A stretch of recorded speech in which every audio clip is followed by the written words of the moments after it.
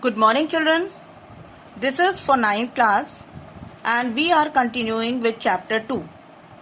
Previously, we had done the mountains, the Himalayan mountains, in which I had given you some of the points related to the division of Himalayas. I hope this is clear to you.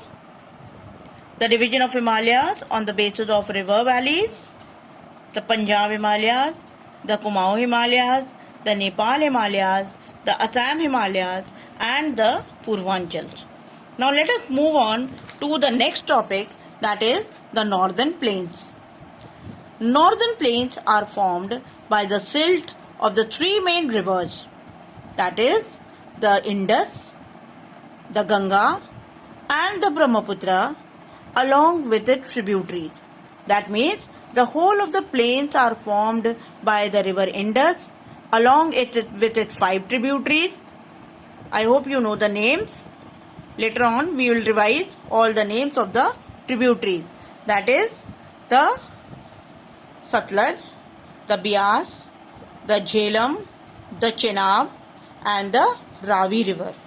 All these are the 5 tributaries of river Indus. The Ganga and its tributaries and the river Brahmaputra, which is very large river. So the silt, the sand that is brought down by the rivers, that is deposited on the plains of northern India.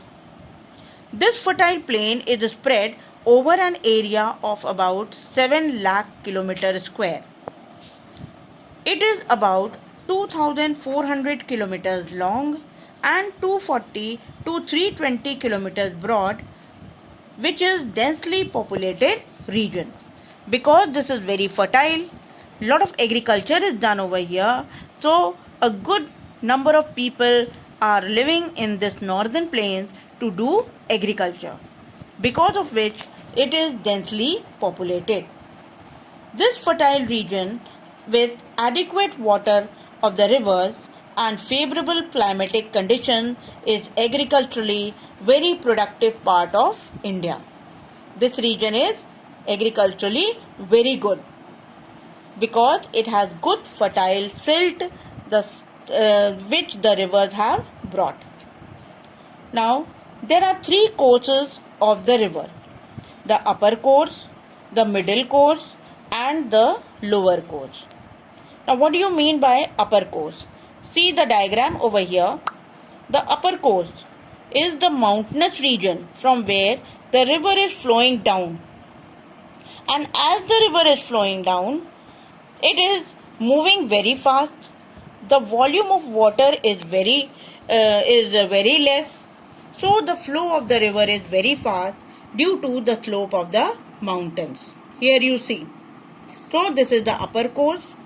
Next, when the river comes to the plains where the land is flat, the water is also moving and it is in the zigzag formation. And this zigzag formation of the river is known as meandering of the rivers. Now, in the lower course, this was the middle course and the third is the lower course. In the lower course, where the river moves toward the sea, it moves very slow because huge deposition of silt is at the mouth of the river. When the river is moving toward the sea, the small streams move out from different directions to meet the sea. And this is the deposition of silt due to which the sluggishness of the river is seen.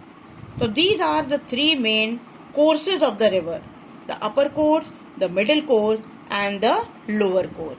Though this course is not much mentioned in your book, but I have still explained you so that you understand it. Now come to the next point.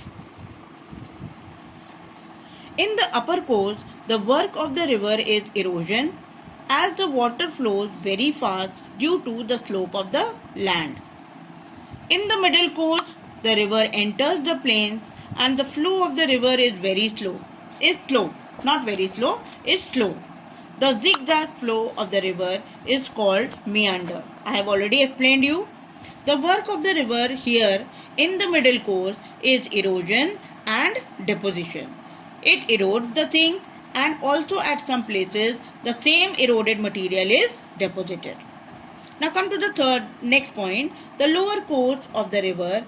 In the lower course of the river is splits into numerous channels due to heavy deposition of silt. Small streams move out from the main river and moves in different direction to meet the seawater. Many streams flow out in different direction to meet the seawater, and these streams are called distributaries. Now here you see the main river is flowing towards the sea. A lot of deposition of silt is there with this blackish shading which I have done, and these are the blue lines which I have made. These are the streams that are moving out from the main river. That means wherever the water finds the way, it moves toward the sea. And later on we can make a simple imagination, that is the triangle form that is there, and this area is known as delta. These small streams, they are known as distributary, and here is the sea. So this is for today, and in the next period we will move ahead of this particular point. Thank you and have a nice day.